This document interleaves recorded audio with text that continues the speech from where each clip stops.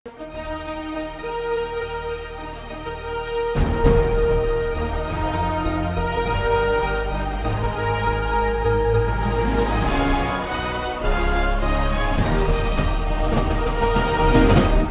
பார்த்து கொண்டிருப்பது உங்கள் ஜாஷ்வா டிவி. சகல ஜனங்களுக்கும் நற்செய்தி.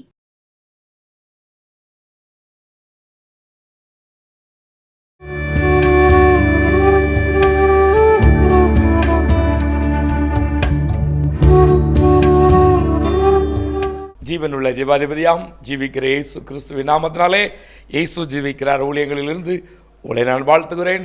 கர்த்தர் பெரியவர், பெரிய காரியங்களை செய்கிற தேவன். உங்கள் வாழ்விலும் இந்த ஆண்டு ஒரு பெரிய காரியங்களை, அதிசயங்களை செய்வார் என்பதில் எவ்வளவேனும் சந்தேகமில்லை. உங்களுடைய ஜெப குறிப்புக்காய் நானும் ஜெபிக்கிறேன். நீங்களும் தொடர்ந்து ஜெபியுங்கள். வாக்கு மாறாத வல்லமையுள்ள தேவன் தம்முடைய வார்த்தையின்படியே உங்களுக்கு ஆசீர்வாதத்தையும் நன்மையும் அருளி செய்வார். ஆமேன், ஆமேன், ஆமேன். எனக்கு அன்பான கர்த்தருடைய பிள்ளைகளே, இந்த நாளிலும் நான் உங்களோடு பேசும்படி என் எஜமான் இயேசு மகாராஜன் எனக்கு ஞாபகப்படுத்தின ஒரு வார்த்தை இருக்கிறது. நம்முடைய தேவன் எப்படிப்பட்டவர் என்பதை விளக்குகிற ஒரு வார்த்தை இருக்கிறது. என்னோடு திருப்புவீர்களா? உங்களிடத்தில் வேதாகம் இருக்கிறதா? இல்லையல் தயவாய் ஒரு வேதாகமத்தை வாங்குங்கள். எத்தனையோ காரியங்களுக்கு உங்கள் பணங்களை செலவிடுவீர்கள், உங்கள் பொருட்களை செலவிடுவீர்கள், நல்லதையா. ஆனால் இந்த வேதாகமம் ஜீவனுள்ள ஜீவாதிபதியாகிய இயேசுவின் இரட்சகர் நமக்கு தந்திருக்கிற இந்த வேதாகமத்தையும் நீங்கள் தயவாய் வாங்குங்கள். உங்களுடைய வாழ்வுக்கும் மறுமைக்கும் இது பிரயோஜனமாக ஆமேன் சொல்லுங்களேன். கர்த்தர் பெரியவர். அந்த பெரிய மகாபெரிய தேவன் நமக்கு ஒரு தந்திருக்கிற ஒரு வார்த்தை 1 யோவான் 4ஆம் அதிகாரம் 8வது வசனம் இவ்விதமாய் சொல்கிறது. அன்பில்லாதவன் தேவனை அறியான், தேவன் அன்பாகவே இருக்கிறான். எனக்கு அன்பான கர்த்தருடைய பிள்ளைகளே, இந்த நாளில் நான் உங்களோடு பேசுகிற செய்தியின் தலைப்பு தேவன் அன்புள்ளவர், அன்பான தெய்வம். ஐயா, இந்த இயேசு தெய்வம் எப்படிப்பட்டவர்? இவர் அன்பான தெய்வம். அப்படித்தானையா? அன்பான தெய்வம். இன்றைக்கு உலகத்திலே அநேக தெய்வங்களை நீங்கள் கேள்விப்படலாம். உருவாக்குகிறார்கள், புது புது தெய்வங்களாக உருவாக்குகிறார்கள். அவருடைய விருப்பம்.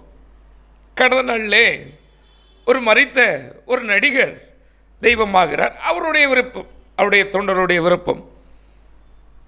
அந்த தெய்வம் எப்படிப்பட்டவர்? ஏன் பூமியில் வந்தார்? எதற்காக வந்தார் என்றால் அநேகருக்கு ஆதாரமும் இருக்காது, சொல்வதற்கு வார்த்தையும் இருக்காது. ஆனால் இந்த தேவாதி தேவன் ஆதாரமுள்ள ஒரு தெய்வம். ஆமென் சொல்லுங்களேன். ஒரு இல்லாத தெய்வம் அல்ல, வரலாறு இல்லாத தெய்வம் அல்ல, வரலாற்றுள்ள ஆதாரமுள்ள ஒரு தெய்வம். சொல்கிறார், நான் அன்பா இருக்கிறேன். இன்றைக்கு ஜனங்கள் அநேக தெய்வங்களை தெரிந்து கொண்டு தங்கள் தெய்வங்களை திருப்திப்படுத்த என்ன செய்ய வேண்டும்? ஆட்டை பலியிட வேண்டுமா? மாட்டை பலியிட வேண்டுமா? பிள்ளையை பலியிட வேண்டுமா? தன் மகனையோ மகளையோ இல்லை கணவனையோ மனைவியை நரபலி கொடுக்க வேண்டுமா என்று தேடி எப்படியாகிலும் தெய்வத்தை காணலாமா என்று ஜனங்கள் வாஞ்சிக்கிறார்கள். என் அன்பு தேவஜனமே, நான் பிரசிக்கிற இயேசுவின் இரட்சகர் எப்படிப்பட்டவர், ஏன் இந்த பூமிக்கு வந்தார் என்பதை உங்களுக்கு சொல்ல இருக்கிறேன். இந்த அன்பான வேதம் சொல்கிறது, இவர் அன்பாகவே இருக்கிறார். வேதத்திலே விதமாய் சொல்லப்பட்டிருக்கிறது. ரோமர் 5ஆம் அதிகாரம் 8ஆம் வசனம் சொல்கிறது, எப்போ நம்மால் அன்பு வச்சாரா? நான் பாவிகளாக இருக்கும் பொழுது. ஐயா, இன்னைக்கு மனிதனுடைய அன்பு திடீர்னு பாசம் வரும். எப்போ தெரியுமா? வேலை இல்லாதப்போ வராத அன்பு. என் சகோதரனே, என் சகோதரியே, நான் உங்களுக்கு புரியும்படி சொல்கிறேன். நீங்கள் ஏழ்மையாக இருக்கும் பொழுது வராத சொந்தம், நீங்கள் வேலை இல்லாமல் பண தட்டுப்பாடோடு இருக்கும்போது வராத சொந்தம், நல்ல ஒரு வேலை கிடைக்கையும் அதிகாரமிக்க வேலைன்னா அவ்வளோதான், ஊரே சொந்தமாயிரும். அப்படித்தானே? அதிகாரமுள்ள வேலைன்னா ஊரே சொந்தம். வசதியான ஆளாய் மாறிட்டார் என்றால் அந்த சமுதாயம் அவர்களுக்கு சொந்தம். அதுவரை யாரும் அவரை விரும்ப மாட்டார். அதுவரை அவர்களை நேசிக்கிறதுக்கு ஆள் இருக்காது. சொந்தம் என்று சொல்ல வெட்கப்படுவார்கள். இதத்திலே ரோமர் 5ஆம் அதிகாரம் 8ஆம் வசனம் சொல்கிறது, நான் பாவிகளாயிருக்கையில். ஐயா, அம்மா, உங்கள் குடும்பம் உங்களை வெறுக்கையில், நீங்கள் நம்பின உங்கள் சொந்தங்கள் உங்களை ஒரு பொருட்டாய் எண்ணாமல் இருக்கையில், பாவம் செய்து தேவனுக்கு விரோதமாய் வாழும் பொழுது அவர் சொல்லுகிறார், கிறிஸ்து நமக்காக மரித்ததினாலே தேவன் நம்மேல் வைத்த அன்பை விளங்க பண்ணினார் என்று எதுவுமே சொல்லுகிறது. நல்லவனுக்காக ஒருவன் மரிக்கலாம். இன்றைக்கும் அநேக தலைவர்களுக்காக, ஐயோ எங்கள் தலைவர் வாழ வேண்டும், எங்கள் தலைவருக்காக நான் தீக்குளிக்கிறேன், எங்கள் தலைவருக்காக நான் மொட்டையடித்துக் கொள்கிறேன், என் தலைவருக்காக என்று சிலர் சொல்வதுண்டு. பாவிக்காக யார் மரிப்பார்? பாவிக்காக யார் வருவார்களோ? தேடி பாருங்கள் அம்மா, தேடி பாருங்கள் ஐயா. நான் அடிக்கடி சொல்வேன், பொருள் இருந்தால் இவ்வுலகம் சொந்தம், அருள் இருந்தால் தான் அவ்வுலகம் சொந்தம். பொருள் உள்ள மனிதர்களுக்கு இந்த உலகம் சொந்தம்தான். பொருள் இல்லாதவருக்கு தன் சொந்தமும் சொந்தமல்ல. வேதம் சொல்கிறது, நான் பாவிகளாக இருக்கையில் நான் மேலே ஒருத்தர் அன்பு வச்சிருக்கிறார் ஐயா. அம்மா ஐயா, உங்களை எல்லாரும் வெறுத்து போயிருக்கிறார்களோ, நீ உன் சொந்த குடும்பத்துக்கு நீ ஆகாதவளோ, உன் சொந்த குடும்பத்துக்கு நீங்கள் ஆகாதவர்களோ, என் ஆண்டவர் சொல்கிறார், நான் உன் மேலே அன்பாக இருக்கேன்ப்பா, நான் உன் மேலே அன்பாக இருக்கிறேன். வேதத்தில் விதமாய் சொல்லியிருக்கிறார். மல்கியா 3:6 சொல்கிறதா, நான் கர்த்தர், நான் மாறாதவர் என்று. அவர் மாறாதவராம். அவர் நம்ம மேல் வைத்த அன்பு மாறவே மாறாது. அன்புக்கு தாயை சொல்லுவார்கள். இன்றைக்கு அதற்கும் சொல்லுவதற்கு அநேக தாய்கள் விதவிதமான தங்களுடைய காரியங்களை நிறைவேற்ற தன் பிள்ளைகளை கொடுமையாய் நடத்துவதனாலே அதுவும் பொய்த்து போகுமோ என்று எண்ணம் வருகிறது. ஒரு காட்சியை பார்த்தேன். ஒரு அற்பமான பறவை, குருவி, அது ஒரு குஞ்சுகளை பிடித்திருக்கிறது. அந்த குஞ்சை பிடிப்பதற்காக பாம்பு உள்ளே வருகிறது. அற்பமான குருவி. இந்த குருவி தன் முழு பலத்தையோடு போராடி அந்த பாம்பை துரத்துகிறது. சிறிது நேரத்தில் பார்த்தல் என்றால் கொஞ்ச நேரம் அந்த பாம்பை துரத்தி கொத்தின அந்த குருவி கொஞ்ச நேரத்தில் விழுந்து மாய்ந்து போனது. என்னவென்று பார்த்தால், தன்னுடைய பிள்ளைகளை காப்பாற்றுவதற்காக அந்த தாய் குருவி அந்த பாம்பை துரத்தும் பொழுது இந்த பாம்பு கொற்றிவிட்டது. தன்னுடைய பிள்ளை சரி போகட்டும், பெரிய மிருகமாக இருக்கிறது, பெரிய கொடூரமான விலங்காக இருக்கிறது இந்த பாம்பு, நாம் இதை எதிர்க்க வேண்டாம் என்று அதற்கு எண்ணம் வரவில்லை. விட்டுவிடலாம் என்கிற ஒரு எண்ணம் அதுக்கு வரவில்லை. ஐயோ என் பிள்ளை, எப்படியாகிலும் காக்க வேண்டும். இன்றைக்கும் அநேக தாய்கள் அப்படித்தான் செய்கிறார்கள். அநேகம் ஆயிரம் தாய்கள், என் பிள்ளை எப்படி இருந்தால் என் பிள்ளை நன்றாய் வாழ வேண்டும், நான் எப்படி இருந்தாலும் பரவாயில்லை, என் பிள்ளை வாழ வேண்டும், என் பிள்ளைக்கு கஷ்டம் தெரியக்கூடாது. எனக்கு அநேக தாய் தகப்பன் செய்கிற ஒரு பெரிய ஒரு காரியம், தன் பிள்ளையை கஷ்டப்படாமல் வளர்ப்பார்கள். கஷ்டம் அவனுக்கு தெரியாது. ஆனால் அந்த தகப்பனுக்கு அந்த பிள்ளைகள் அநேகம் பேர், சிலர் என்னான்றவங்களை ஆசிரியக்கட்டும், அநேகர் கொடுக்கிற ஒரு வெகுமதி கடைசி காலங்களிலே அவர்களை தவிக்க விடுவது. இது உலகம். என் ஆண்டவர் அன்புள்ள தெய்வம் எப்படிப்பட்டவர் நான் வேதத்திலிருந்தே சொல்கிறேன். எனக்கு அன்பான சகோதரனே சகோதரியே, யோவான் எழுதின சுவிசேஷம் 8ஆம் அதிகாரம் 6ஆம் வசனம் விதமாய் சொல்கிறது. 6வது 8ஆம் அதிகாரத்திலிருந்து நீங்கள் பார்ப்பீர்கள் என்றால் அங்கே ஒரு சம்பவம் இருக்கிறது. யோவான் 8ஆம் அதிகாரத்திலே ஒரு பெண் விபச்சாரத்திலே பிடிக்கப்பட்டு விட்டாள். விபச்சாரத்திலே பிடிக்கப்பட்டவளை மோசையின் நியாயப்பிரமாணத்தின்படி கல்லெறிந்து கொல்ல வேண்டும். சட்டம், மோசையின் நியாயப்பிரமாணத்தின் சட்டத்தை கொடுத்தவர் அங்கே வந்திருக்கிறார். மனித உருவில் வந்து அந்த சட்டத்தை கொடுத்த தெய்வத்தை எப்படி ஆகிலும் சோதிக்க வேண்டும். இவர் தன்னுடைய சட்டத்தை எப்படி மாற்றுகிறார் பார்ப்போம், இவர் எப்படி அன்புள்ள தெய்வமாயிற்று, இவர் என்ன சொல்கிறார் என்று பார்ப்போம் என்று சில ஜனங்கள் என் ஆண்டவரை சோதிக்கும்படியாய் அந்த விபச்சாரத்திலே பிடிக்கப்பட்ட அந்த பெண்ணை கொண்டு வந்து நிறுத்தி எல்லோரும் சொல்கிறார்கள், நீர் நியாயப்பிரமாணத்தை போதிக்கிறீர், நீர் நீதி உள்ள தெய்வம், நியாயப்பிரமாணத்தை நிறைவேற்ற வந்த தெய்வம் என்று சொல்கிறீர். இப்பொழுது மோசையின் நியாயப்பிரமாணத்தின்படி தவறு செய்த இந்த பெண்ணை இப்பொழுது கொல்ல வேண்டும், நாங்கள் என்ன செய்ய வேண்டும் என்று சொல்லி தீவிரமாய் நிற்கிறார். நீர் என்ன சொல்லுகிறேன் என்று நிற்கிறார்கள். நிஜமானோ அந்த யோசித்து பார்ப்பேன். இவங்க எல்லாரும் ஏசப்பாட்ட கேள்வி கேட்குறாங்க, என்ன செய்யணும் சொல்லுங்க, அப்போ தப்பு பண்ணிட்டா சொல்லுங்க அவ்வளோ பேரும் சொல்லுது இருக்கிறாங்க. என் அண்ணுடைய கண்கள் இவ்வளவு பேரை விட்டுட்டு அழுதுகிட்டு இருக்க அந்த பிள்ளை மேலே போகுது, பார்க்குது, அந்த பிள்ளையை பார்க்குது. ஐயோ, அழுது கொண்டு இருக்கிறார்களே, என்னுடைய மகள் அல்லவா, தன் தவறுக்காக அழுகிறாளே, தன் தவறுக்காக வருந்துகிறாளே, இது என் பிள்ளை அல்லவா, இவங்களைப் போல் நான் எப்படி ஒப்பு கொடுப்பேன் என்று சொல்லி வேதத்திலே சொன்னபடி, எப்ராயிமே நான் உன்னை எப்படி மறப்பேன், நான் உன்னை எப்படி கைவிடுவேன், நான் உன்னை நடக்க பழைக்கினேன் அல்லவா என்று சொல்லுவார். அதே போல எப்படி, ஐயோ என் பிள்ளை எப்படியோ அந்த தப்பில் மாட்டிக்கொண்டாள், எப்படியோ தெரிந்தோ தெரியாமல் அந்த தவறில் சிக்கிக் கொண்டாள், என்ன செய்வதென்று தெரியாமல் இப்பொழுது புலம்புகிறார்களே என்று சொல்லி என் ஆண்டோட இருதயம் அவளை பார்க்கிறது. எல்லோரும் என் எஜமானை பார்க்கிறார்கள்.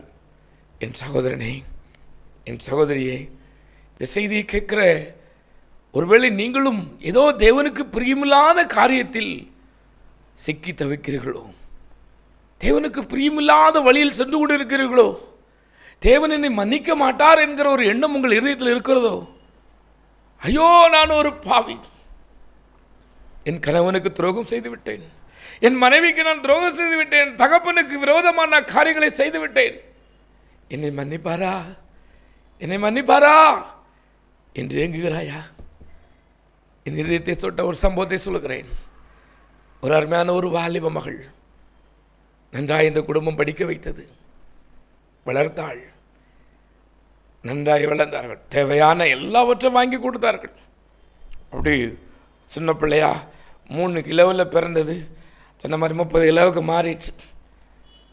கேட்குற நகை, கேட்குற ட்ரெஸ்ஸு, கேட்குறதெல்லாம் வாங்கி கொடுத்து வளர்த்துருந்தாங்க. கொஞ்ச நாள் ஆனது, அவளுக்கு ஒரு எண்ணம் வந்தது, நாம் செலக்ட் பண்ணுவோம், நம்முடைய வாழ்க்கை துணையை நாம் செலக்ட் பண்ணுவோம். செலக்ட் பண்ணார்கள். வீட்டில் உள்ளவங்க சொல்லுதாங்க, மகளே அவன் ஆகாதவனம்மா, அவன் ஆகாதவன், தயவு செய்து விட்டுவிடு என்று சொல்கிறார்கள். கேட்கல. ஸ்டேஷனுக்கு கூட்டிகிட்டு போயாச்சு. டிவியில் மறுபடியும் அதை காட்டினார்கள். அந்த தகப்பன் போய் அந்த பிள்ளையினுடைய காலில் விழுகிறாள்.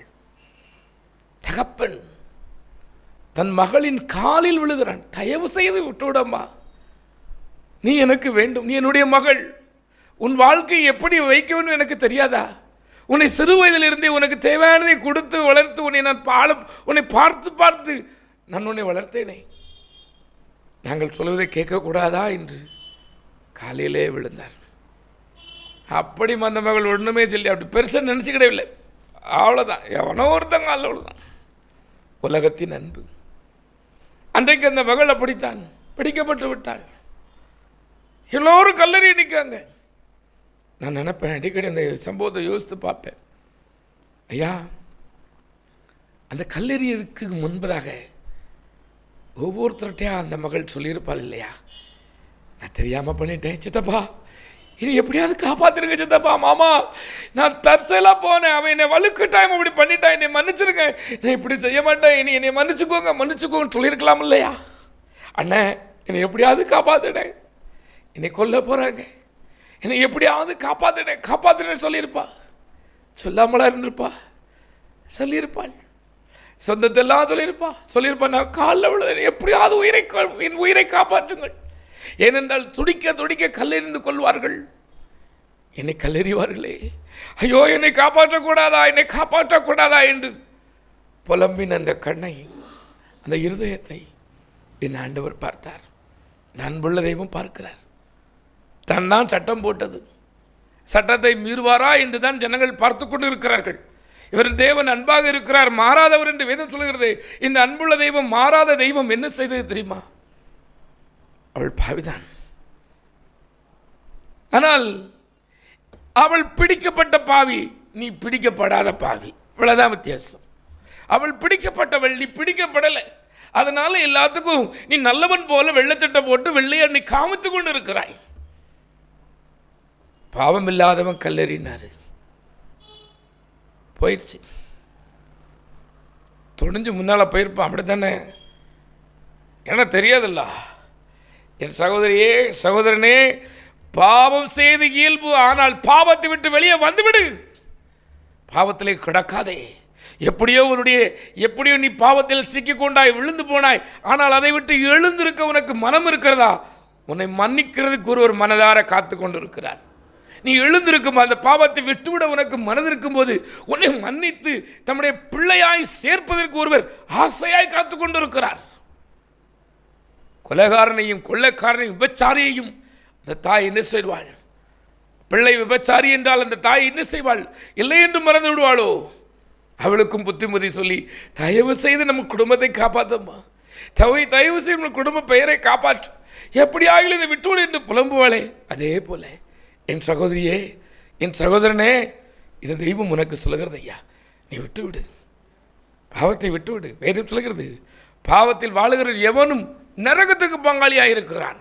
இந்த நாள் உனக்கு சந்தோஷமாக இருக்கலாம், இந்த பணம் உனக்கு சந்தோஷமாக இருக்கலாம், பொருள் உனக்கு இன்றைய சந்தோஷத்தை தரலாம், ஆனால் இது நிரந்தரமல்ல.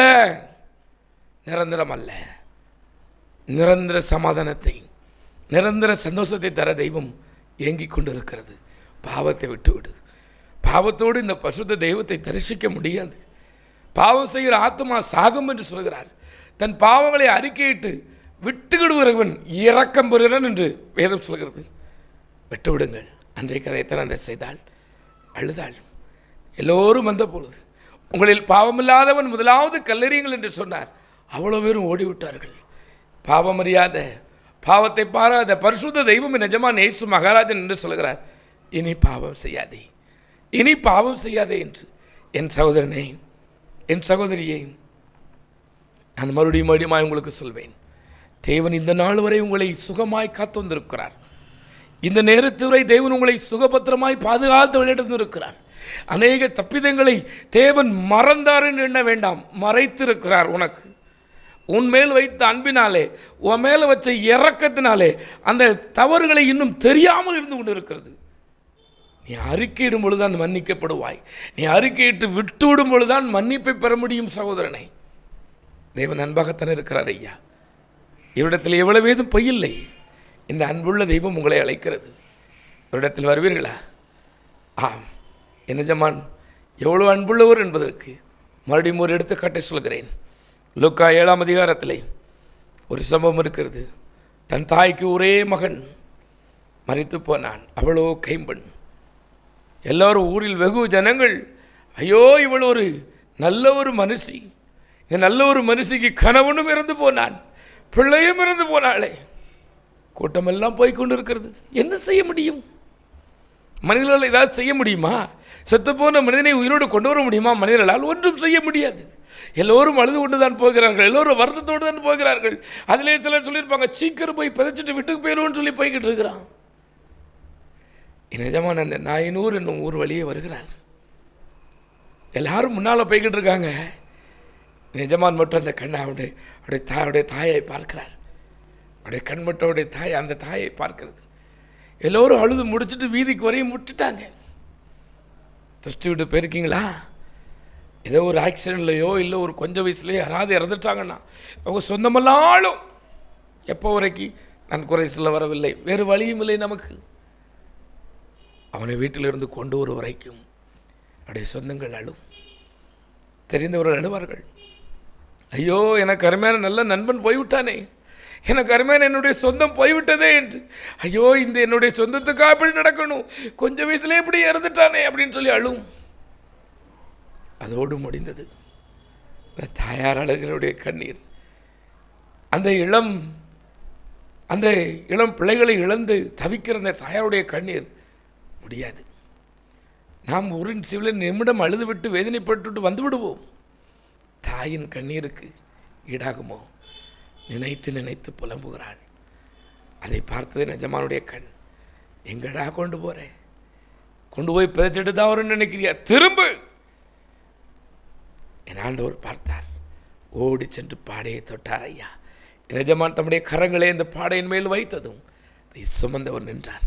என் அன்புள்ள தெய்வம் அந்த தாயின் கண்ணீரை பார்த்தது. எனக்கு அருமையான தாயே, நான் இன்றைக்கு அவருடைய அடிமைங்கிற அதிகாரத்தோடு தீர்க்கதர்சனமாய் சொல்லுவேன். உன் பிள்ளையை குறித்து நீ அழுது கொண்டிருக்கலாம். ஐயோ, என் பிள்ளையும் இன்றைக்கு சேராத நண்பர்கள், சேரக்கூடாத நண்போடு சேர்ந்து பொல்லாத வழியில் நடக்கிறானே, பொல்லாத மனிதனாய் மாறிவிட்டானே, என் பிள்ளைக்கும் ஒரு மறுவாழ்வு கிடைக்குமா, என் பிள்ளைக்கு ஒரு நல்ல ஒரு வேலை வாய்ப்பு கிடைக்குமா, என் பிள்ளையும் வாழ்ந்திருப்பானா என்று நீங்கள் புலம்பீர்களா? உங்கள் கண்ணீரையும் ஒருவர் பார்த்திருக்கிறார். இந்த அன்புள்ள தெய்வம் மாறமாட்டார். உங்களுக்கு தந்த வாக்குத்தத்தங்களை அவர் நிறைவேற்றுவார்.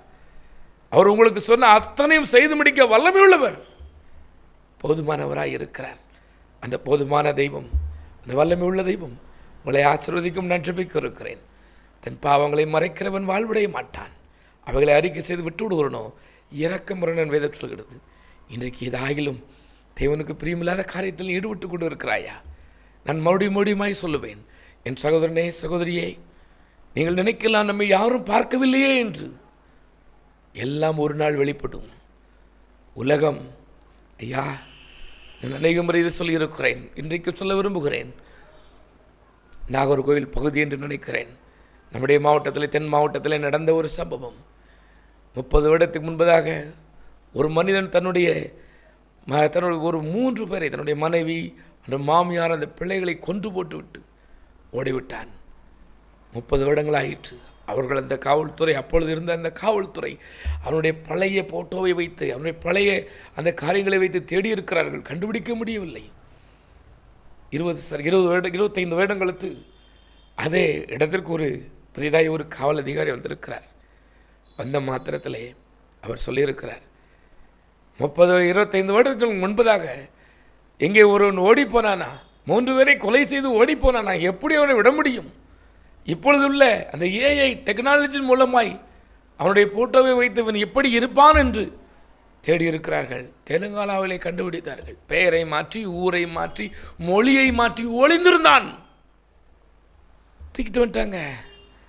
மறைஞ்சிருக்காது பாவம். சகோதரனே, சகோதரியே, நீ என்ன பாவம் செய்தாலும் சரி, மறைக்கவே முடியாது.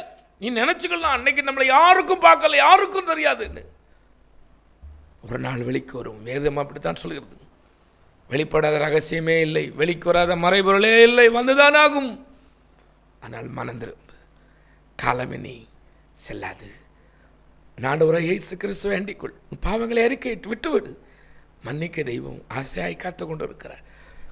மகா இறக்கும் கிருபையும் உள்ள எங்கள் பரலோக பிதாவே, இயேசு அப்பா, நீர் பரிசுத்தர், நீர் பரிசுத்தர், நீர் பரிசுத்தர். தேவனே, நீர் அன்புள்ள தெய்வம், இருதயத்தை பார்க்கிற ஒரு தெய்வம், எங்கள் ஒருவருக்கும் தூரமாக இல்லாத ஒரு தெய்வம்.